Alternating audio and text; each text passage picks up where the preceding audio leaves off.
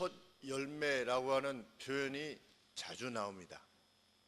first fruit이다. 그런데 우리 열매들 중에 처음 나온 열매들이 가장 크고 좋습니다.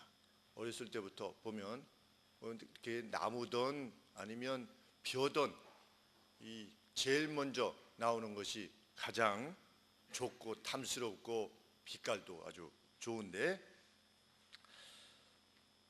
하나님은 너희 토지 소산의 첫 열매를 내게 가져오라 이렇게 말씀하셨습니다. 하나님께서는 뭐 평소 때도 그러시겠지만 1년 3차례 모든 남자들은, 이스라엘 성년 남자들은 1년에 3차례 내게로 보여라 이렇게 말씀하시면서, 그때 우리 맥추절 때 봄에 어떤 봄 농서가 끝났을 때 가장 좋은 것 첫 열매를 가지고 내게로 나와라, 내게 바쳐라 이렇게 말씀하셨습니다. 그리고 가을에 한 10월경에 수장절 때, 그때에도 가을에 거둬들인 것들 중에서 가장 좋은 것들을 하나님 앞에 가지고 나오라 이렇게 명령하셨습니다. 그런데 우리 레위기 2장 12절에 보시면 첫 열매를 드렸을 때 그것은 가령 예를 들어서 곡식 단, 첫 단을 가져오라 이렇게 말씀하셨는데, 곡식 첫 단을 가져와서 우리 소재 드릴 때처럼 태우지 않았습니다. 태우지 않고 흔들었습니다. 이렇게 하나님 앞에 흔들었습니다. 흔드는 제사를 무슨 제사라고 그럽니까? 흔드는 제사.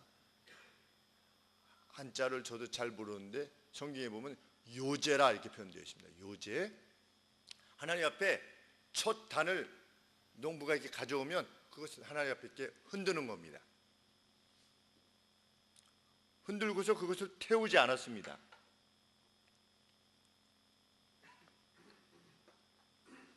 그리고 첫 열매로 만든 빵을 2개 가져오라고 하나님 말씀하셨습니다. 근데 그 빵도 태우지 않았습니다. 예기 23장 17절에 보시면, 왜냐하면 그것은 제사장을 위한 거룩한 것이기 때문이다 이렇게 그 이유를 말씀하셨습니다. 그러면 첫 단 이렇게 흔들고 나서 남게 된 그 첫 단은 누구 거라는 겁니까? 제사장 거래요. 그리고 그 첫 곡물로 만든 2개의 빵, 이것도 제사장 거래요. 그랬더니 우리 아동부 성도들이 별로 이렇게 마음이 즐겁지 못한 표정으로 저를 바라보길래, 그래서 왜 뭔가 마음에 안 들어? 그랬더니 마음에 안 든대요. 그래서 왜냐 그랬더니 제사장이 좋은 거 다 먹고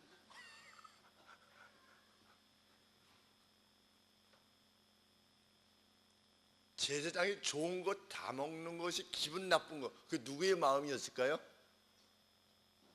타락했던 이스라엘 백성들의 마음이었습니다. 하나님께서는 올리브유, 제일 좋은 신선한 아주 프레시한 그러한 올리브유, 그리고 포도주 즙, 이런 것들을 하나님 앞에 가져와라. 곡식의 첫 열매를 하나님 앞에 가져와라. 먼저는 하나님 앞에 드리는 거지요. 그런데 그것이 실제적으로 누구에게 주어졌냐면 제사장들에게 주어진 것입니다. 그래서 민수기 18장 13절에 보시면, 13절에 그들이, 여기서 그들은 누구냐면 제사장들입니다. 제사장들이 여호와께 드리는 그 땅 처음 익은 모든 열매는, 그들이 백성들이 여호와께 드리는 그 땅 처음 익은 모든 열매는 네 것이니 네 집의 정결한 자마다 먹을 것이라. 그랬을 때 아론 제사장 집 가게들이 그것을 먹으라 하나님께서 이렇게 명령하신 것입니다. 그리고 14절에도 보시면 이스라엘 중에서 특별히 드린 모든 것은 내 것이 되리라. devoted thing 그랬습니다.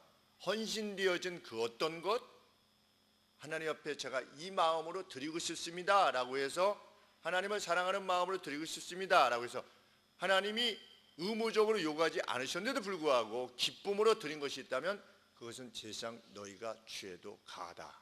너희가 취해라, 이렇게 말씀하신 것입니다.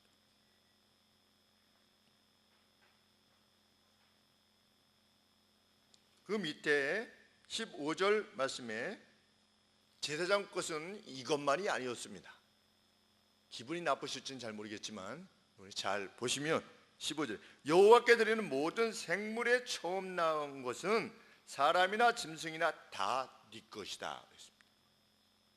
여러분 집안의 첫째는 제사장 거래요. 그리고 여러분의 집안에 있는 그 동물들이 낳은 첫 번째 새끼, 그것도 다 제사장 거래요. 그런데 그러면 제사장이 막 자녀가 많아질 거 아니겠습니까? 그런데 하나님 뭐라고 말씀하시냐면 그렇게 할 수는 없잖아요. 첫 번째 거는 네 건데 사람의 처음 난 것은 다 반드시 대속할 것이요 부정한 짐승의 처음 난 것도 대속할 것이며. 사람은 먹을 수가 없잖아요. 그리고 부정한 동물도 먹을 수가 없잖아요. 그래서 첫 번째 난 것은 제사장 것이잖아요. 그러면 어떻게 했느냐? 16절에 그 사람을 속량할 때는 사람 대신 대가를 치르는 겁니다. 그래서 난지 1개월 이후에 네가 정한 대로 성소의 세겔을 따라 은 5세겔로 속하라. 한 세겔은 20계란이라. 그러니까 한 사람당 첫 번째 아이가 나면 그 자녀로 인해서 5세겔을 제사장에게 주는 겁니다. 하나님 앞에 바치면 그것이 제사장 것이 되는 것입니다.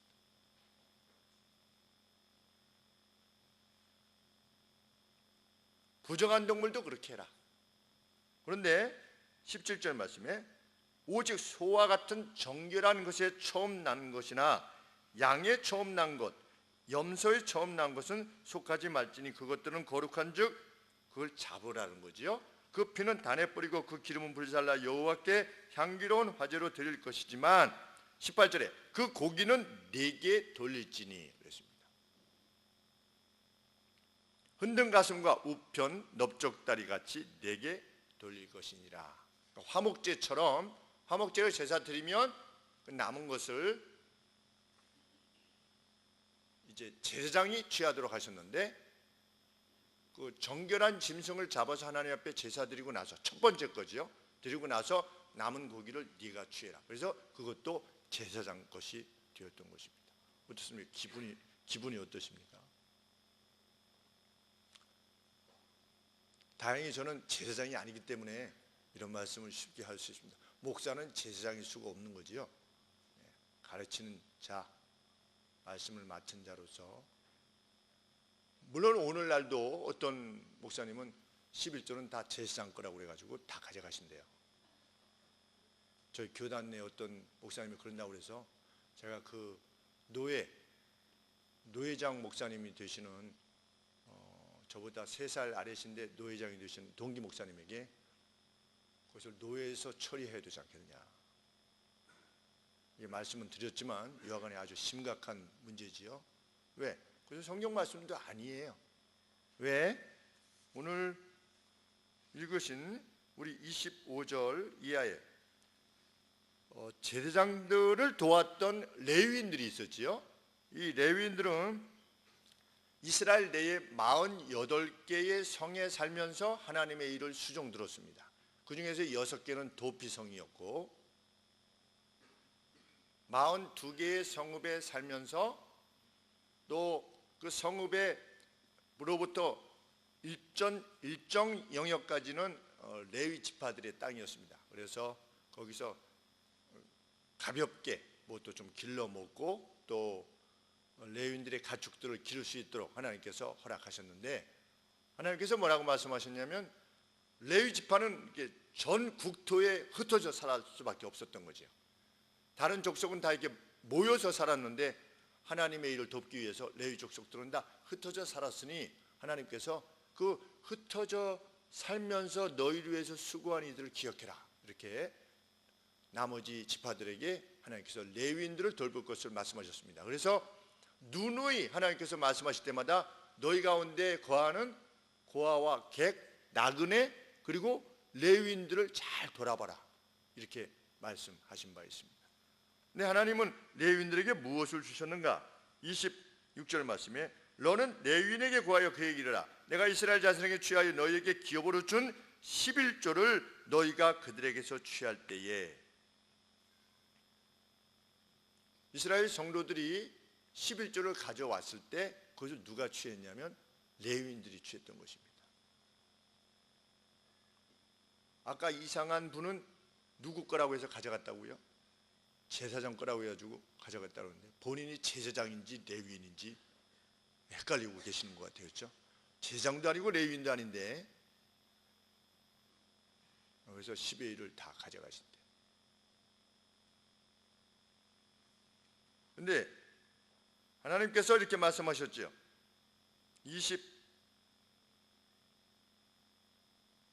26절 하반절에 그 11조의 11조를 거제로 여호와께 드릴 것이라. 레위인이 받았던 11조의 10분의 1을 다시금 누구한테 주어야 했냐면 제사장들에게 주어야 했던 것입니다.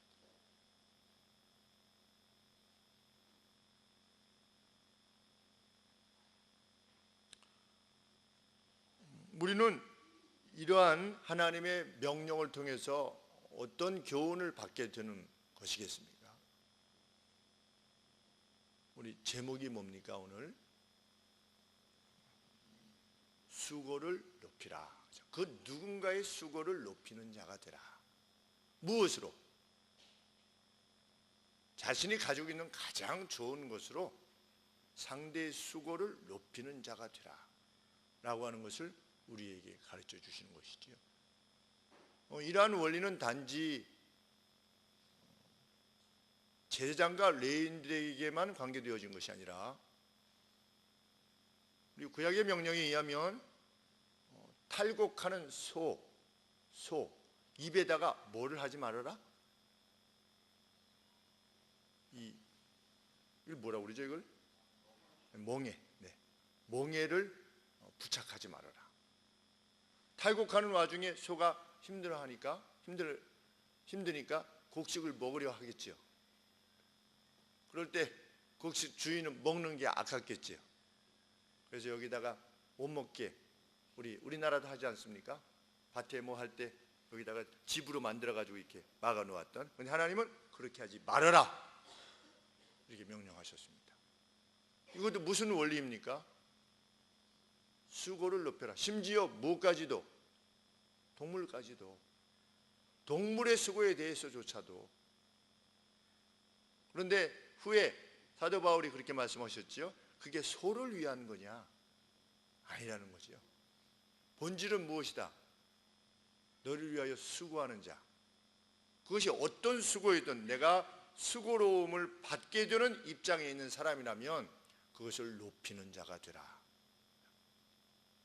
특별히 사도 바울은 잘 다스리는 이들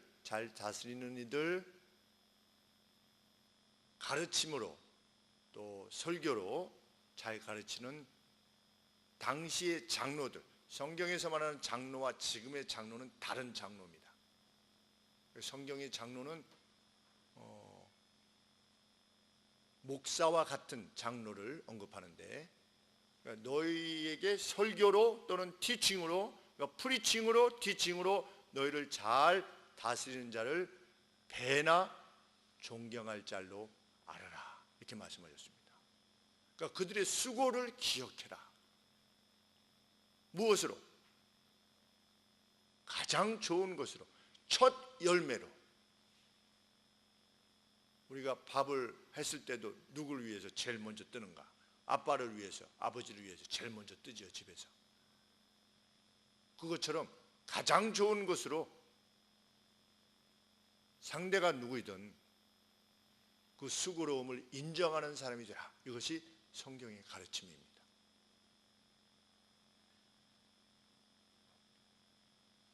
그런데 불행하게도 이스라엘 백성들이 이 명령을 온전히 수행하지 못했었습니다. 그래서 모세를 통해서 하나님이 이 명령을 주셨을 때가 주전 1400년경 1400에서 300년 이 사이에 하나님께서 주셨는데, 후에 쭉 내려오다가 주전 722년경에 이스라엘의 왕이 되었던, 유다의 왕이 되었던 우리 히스기야, 잘 아시지요? 히스기야 왕이 성전을 정결케 하고 그 제사장 직제들을 바로 세우고자 했을 때 그 히스기야가 했던 것이 뭐냐? 하나님이 주신 이 명령을 제대로 집행하기 위해서 백성들에게 명령을 내렸습니다.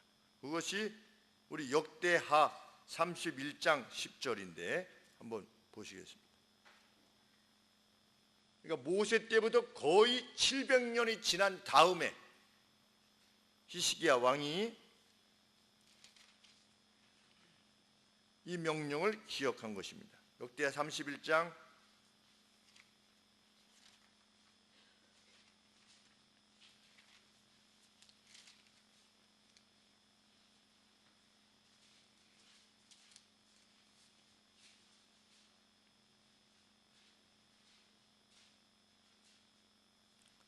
31장 5절 4절 말씀부터 제가 봉독합니다.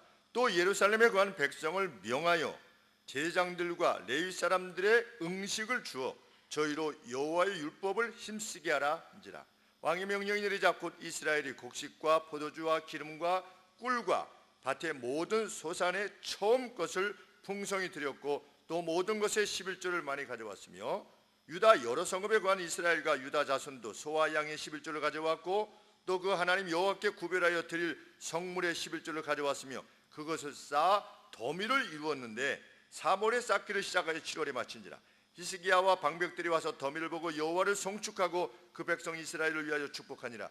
히스기야가 그 더미에 대하여 제사장들과 레위 사람들에게 물으니 사독의 족속 대제사장 아사랴가 대답하여 그러되 백성이 예물을 여호와의 전에 드리기 시작함으로부터 우리가 족하게 먹었으나 남은 것이 많으니 이는 여호와께서 그 백성에게 복을 주셨습니다. 그 남은 것이 이렇게 많이 쌓였나이다 라고 히스기야의 시대에 이 하나님을 가장 높이는 차원에서의 처음 열매를 가지고 그 하나님께서 택하여 세우신 이들의 그 수고를 기억하는 일이 이루어졌던 것입니다.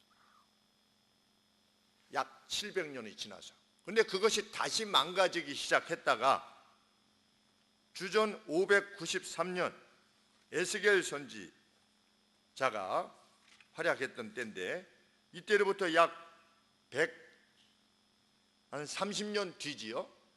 130년 뒤에 주전 593년에 에스겔 선지자가 기록으로 남겼습니다. 44장 30절에 에스겔 44장 30절에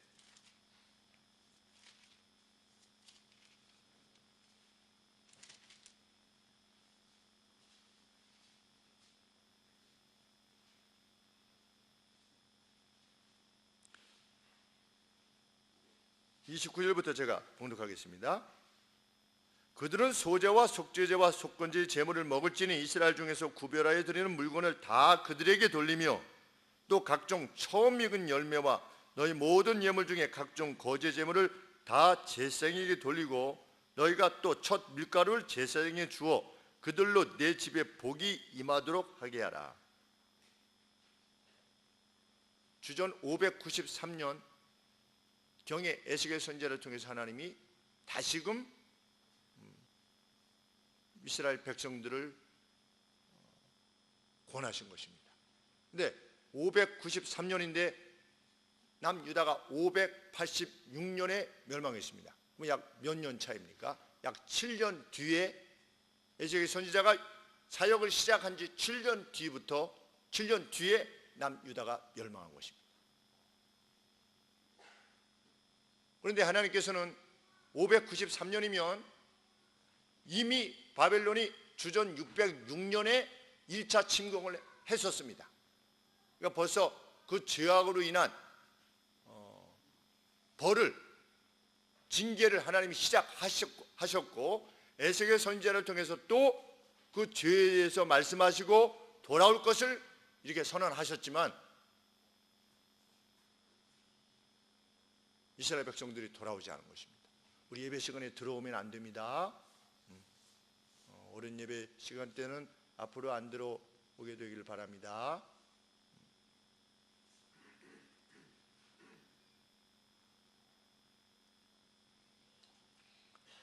그리고 다시 에스겔 선지자로부터 약 140년이 지났습니다.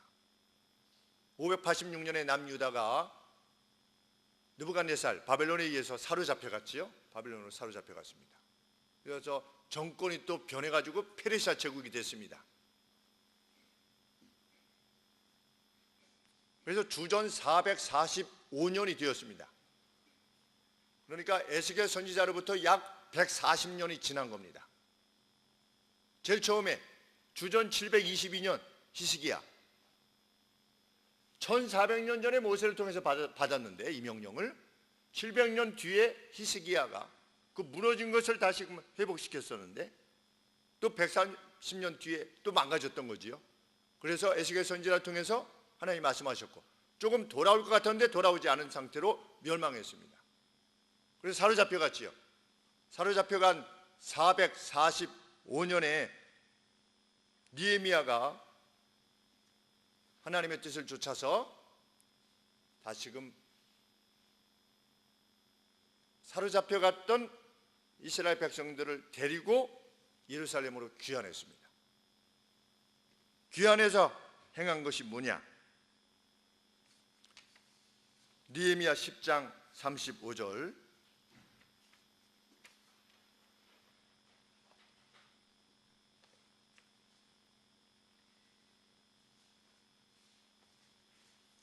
(10장 35절입니다)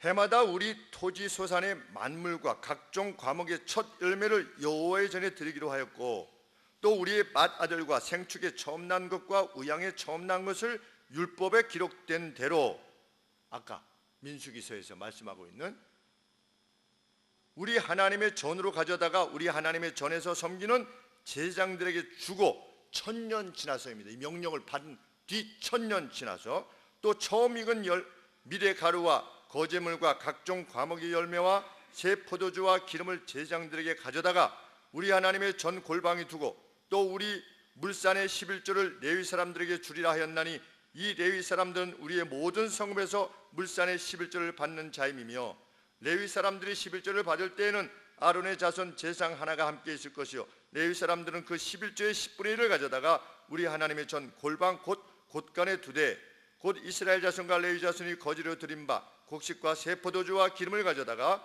성소에 기명을 두는 골방 곧 섬기는 제사장들과 및 문지기들과 노래하는 자들이 있는 골방에 둘 것이라. 그리하여 우리가 우리 하나님의 전을 버리지 아니하리라. 이것을 그만두었다고 하는 것은 하나님의 전을 버리는 것과 마찬가지였다는 것이죠. 그들의 영적 수고를 기억하는 것이 각각 시대에서 영적인 회복의 시대 때 아주 중요한 내용들이었다는 것입니다. 무엇입니까?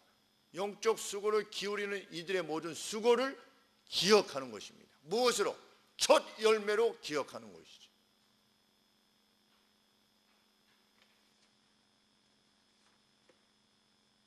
근데 이스라엘은 그 수고하는 자들의 수고를 기억하는데 거듭해서 인색했던 것입니다.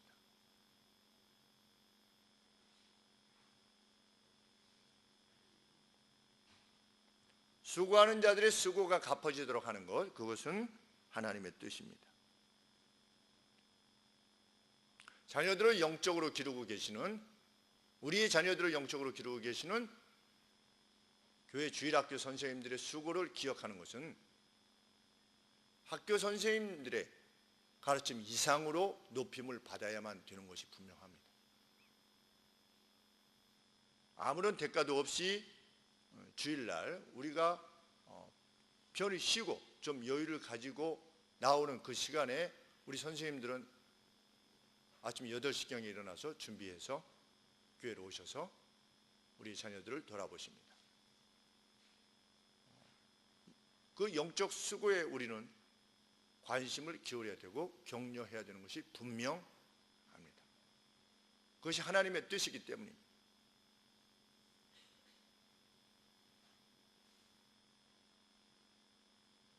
하나님께서 다 알아주시지 않느냐? 성경은 우리 보고 알아주라고 되어 있습니다. 하나님이 알아주시는 것은 하나님의 몫인데 그들의 수고를 기억해라.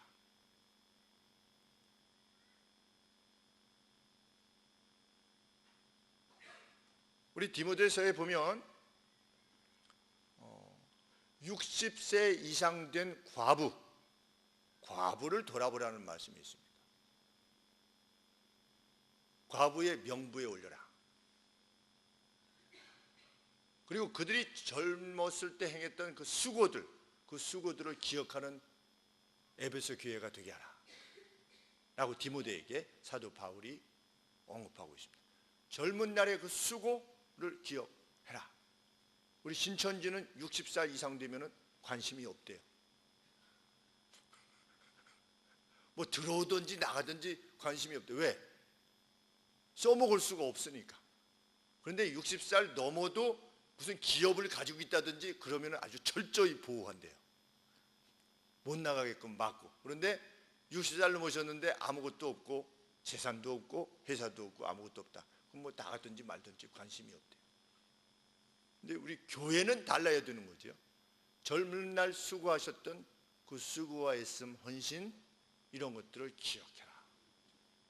그 기억해라고 하는 것은 단순히 기억하라는 것이 아니라 그 생활을 책임지라는 겁니다. 교회가.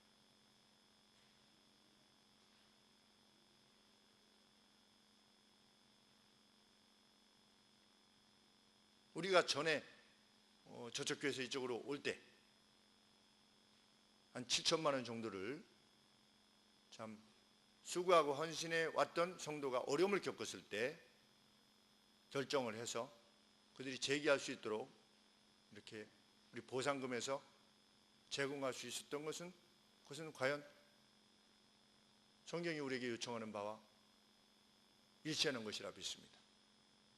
우리가 좋을 때만 이렇게 반기는 것이 아니라 정말 그 누군가가 수고하고 애쓰다가 어려운 가운데 처하게 됐을 때 온 교회가 그들의 이전의 수고를 함께 기억하고 공동으로 그것을 방어하려고 하는 것, 그것은 하나님께서 참으로 기뻐하는 것이라 믿게 되는 것이죠. 사도 바울도 디모데에게 그렇게 목회할 것을 가르치셨고,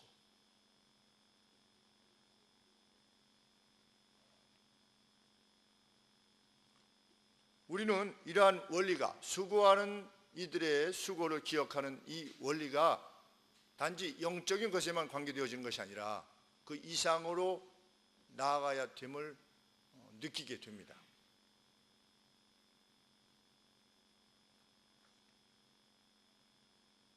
우리 이 정신을 살려야 됩니다.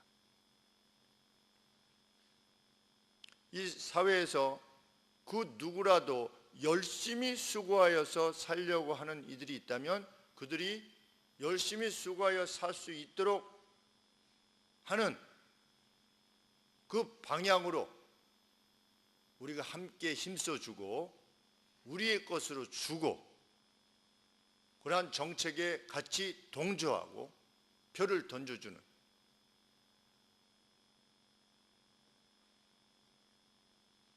그러한 수고를 기울이는 것도 분명 확장되어진 수고를 기억하는 하나님의 사람의 삶의 방식이라 믿게 됩니다.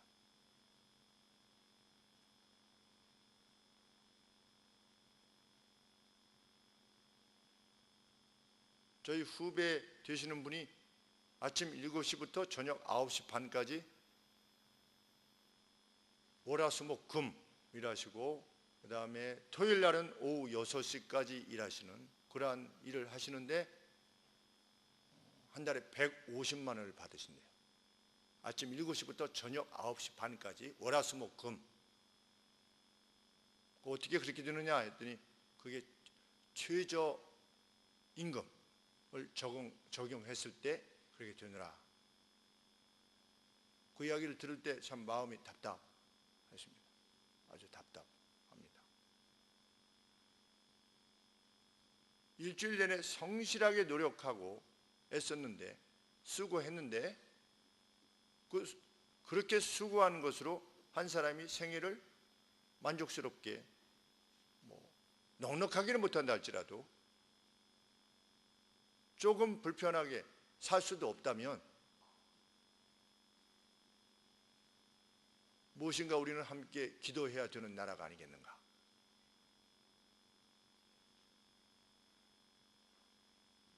그래서 제가 전에 조선일보의 구독자 의견 이래서 팀 문화를 좀 활성화하자 이렇게 보냈는데 이 녀석들이 한마디 대꾸도 없이 지금 아주 고심고심해서 써서 보냈는데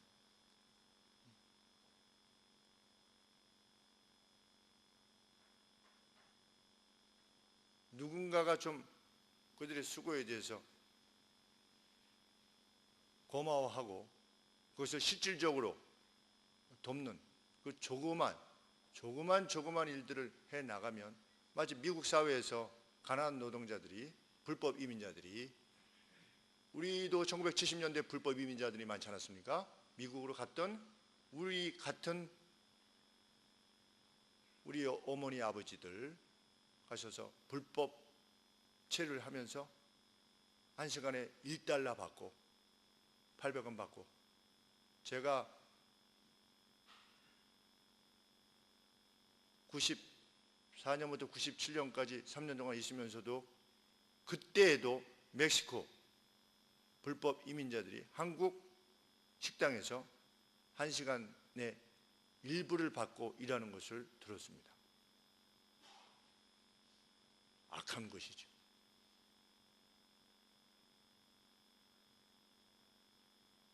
그런데 그럼에도 불구하고 그들이 이러려고 하는 이유는 뭐냐? 서비스를 하면 거기서 음식을 먹고 난 사람들이 주는 거죠. 고맙다고. 팁을 주는 것입니다. 그것으로 먹고 사는 것이죠. 우리가 그 누구의 수고든 그 수고에 대해서 기억하는 사람이 되고 그 수고를 무엇인가를 통해서라도 갚으려고 하는 그러한 애씀을 지니는 것, 그것이 하나님이 기뻐하시는 것이다. 그런 마음으로 우리가 자라고 또 우리 자녀들이 자라고 우리가 또 그렇게 행하는 것, 그것이 하나님이 기뻐하시는 것이죠. 저희 집 앞에 이발소가 있는데 75세 되신 어르신이 이발을 해주시는데 제가 한 달 반 전에 말씀드렸듯이 손이 가끔 떨리셔서 면도를 하실 때 저를 찌르시는 그러한 경우가 가끔 있지만 그래도 가서 목을 들이대면서 이렇게 깎아달라고 말씀을 드립니다. 이것도 그때 3일 전에 그 집에 가서 깎아온 것인데 제가 여쭈었어요. 선생님 어디 좀 손님이 많이 오시나요? 8명만 왔으면 좋겠는데 안 와요.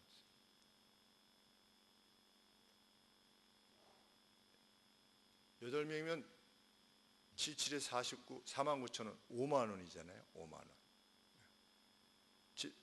7, 8에 56, 56인데 뭐 우수리 떼고 이러면 한 5만 원에서 한 달에 한 150만 원 정도 되면 월세 60만 원, 뭐 전기세 얼마 이렇게 하면 한 100만 원이 나간대요. 그래서 한 50만 원 정도 벌 수 있는데 8명이 오지 않고 6명이 온대요. 그래서 한 달 내내 이러시는데 30만 원 버시는 거예요. 그래도 집에 있는 것보다는 내가 역할을 하는 것이 필요하다 싶어서 이렇게 나와서 일을 하느라. 근데 옆에 분들이 이렇게 가시면서 이렇게 보면 다 10,000원짜리 내고 가시는 거예요. 원래는 7,000원인데 다른 분들이 이렇게 이발하시고 가실 때 보면 다 10,000원짜리 드리고 이게 가는 겁니다. 그러니까 우리가 참 성경의 원리가 추수할 때도 그렇지만 모퉁이는 좀 놔두라. 수고하는 이들의 그 수고, 그것이 음식점의 수고든 이발소의 수고든 아니면 내가 장으로 있는 여기의 어떤 직장이든 어떻게든지 조금이라도 더 주려고 하는 그 수고를 기억해 주는 사람이 되라. 그것이 우리에게 명백하게 말씀하시는 하나님의 뜻인데, 에스겔 선지자를 통해서 약속하신 것은 무엇입니까? 그 가정 위에 복이 임할 것이다, 이렇게 말씀하셨습니다. 하나님이 내가 복을 줄 것이다.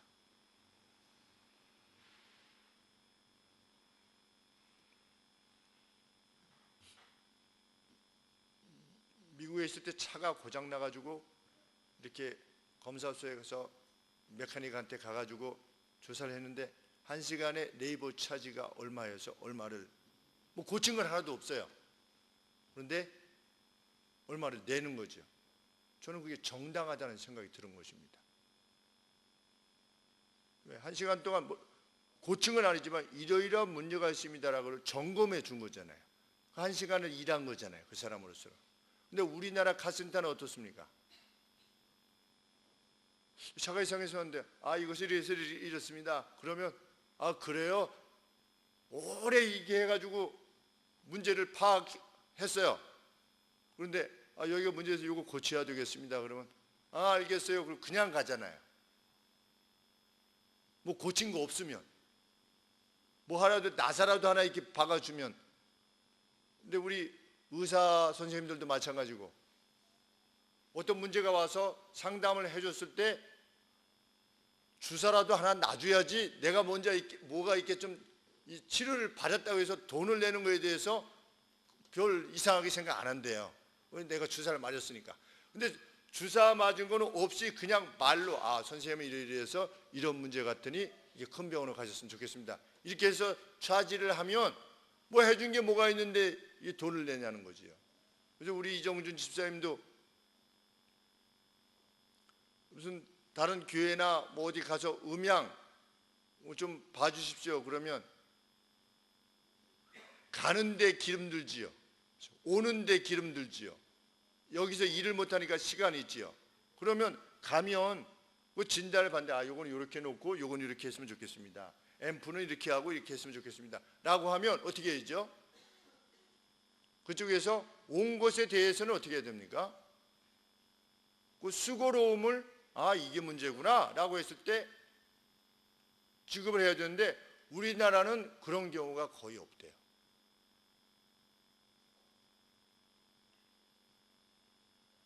그 수고로움, 그래서 저희 교회는 어디서 어떤 문제가 있다라고 했을 때 오셔서 가시면 저희가 그 비용을 드리는 겁니다.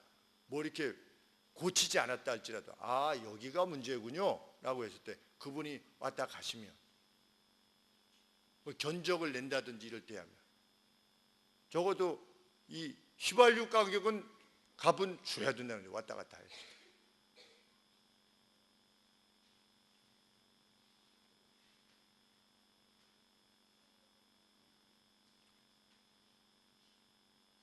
월마트가 시간당 9불 이상으로 올리려고 한다는 그런 이야기를 기사를 통해서 보았는데, 미국에 있는 기업들이 그 최저임금을 올리기 위한 그런 운동을 한다고 하지 않습니까? 뭐 그들도 그것을 올리면 영업이익이 떨어지겠지요. 그럼에도 불구하고 그런 운동이 사회적으로 일어나는 것, 그것은 복음의 가치에 가까운 것이겠습니다. 구글 사장님이 연봉이 1,000억이 넘는다는데 그 1,000억이 넘는 것을 가지고 999억 원을 다른 사람을 위해서 구제로 쓰는 것보다 그 구글에 속하여 있는, 그리고 그 구글 밑에 있는 그 회사들의 사원들에게 적절한 더 풍부한 것이 들어갈 수 있도록 하는 것이야말로 하나님이 기뻐하시는 구제라 우리는 믿게 되는 것이죠.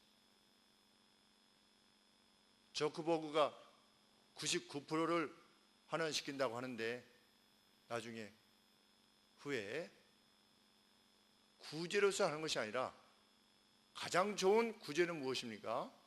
현재 있는 상태에서 자신들이 수고한 것을 대해서 풍성히 받게 되는 것. 그것이 누구에게 미안한 감정 없이 어떤 특별한 고마운 감정, 이런 감정들이 아니라 내가 이만큼 수고해서 이만큼 풍성한 것을 누리게 되었구나 라고 하는 것을 깨닫게 하는 것이야말로 그것이 최대의 구제인 줄 믿습니다. 그래서 우리가 누구를 도울 때도 일부러 일을 시키는 거 아니겠습니까? 일부러 조그만 일을 시키는 거죠. 그래서 당신은 내가 돈을 그냥 불쌍히 여기서 주는 게 아니라 당신이 일해서 버는 것이요 라고 하는 것을 확인시키는 그런 기쁨을 위해서 우리가 수고하는 것이 아니겠습니까?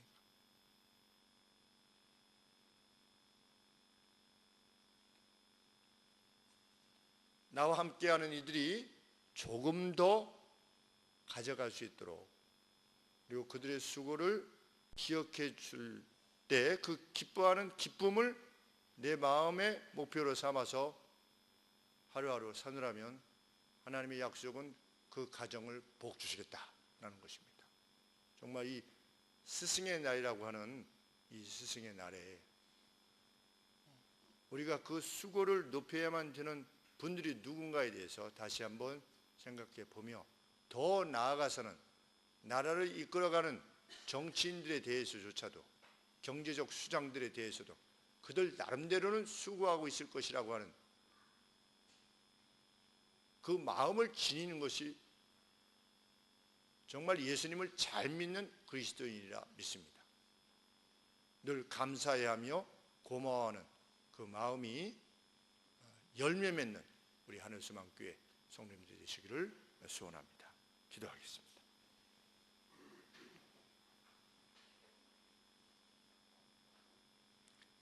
하나님 아버지, 저희는 그 누구의 수고를 얼마나 잘 잃어버리는지 알 수 없습니다.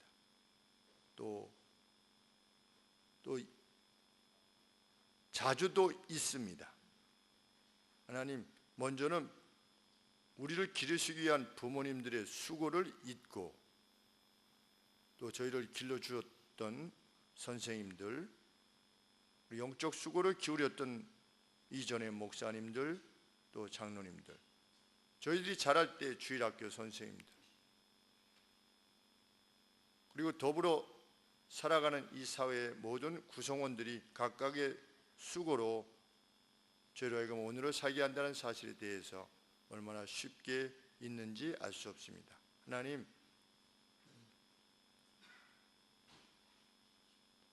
하나님이 뜻하신 바대로 수고를 기억하는, 높이는 저희가 되게 하여 주시옵소서.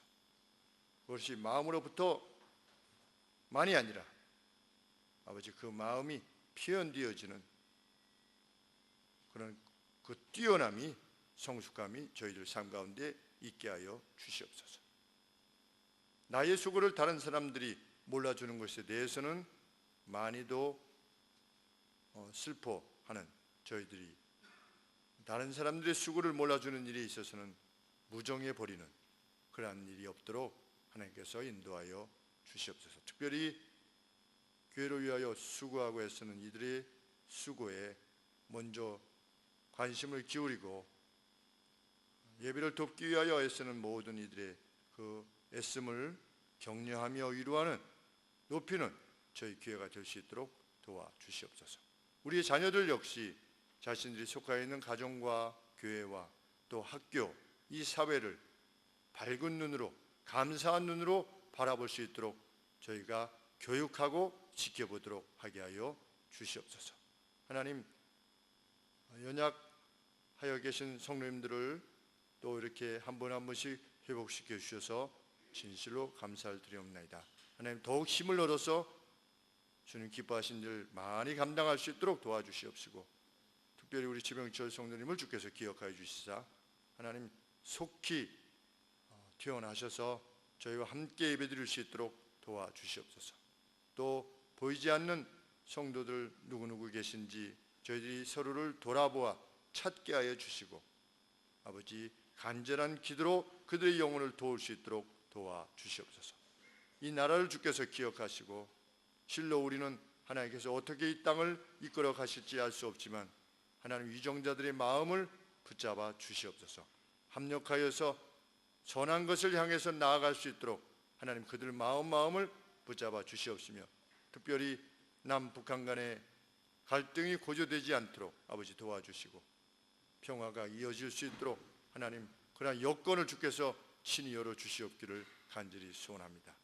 그리하여 속히 참 하나 남은 그 땅에 복음이 전달될 수 있도록 도와주시기를 진실로 소원합니다.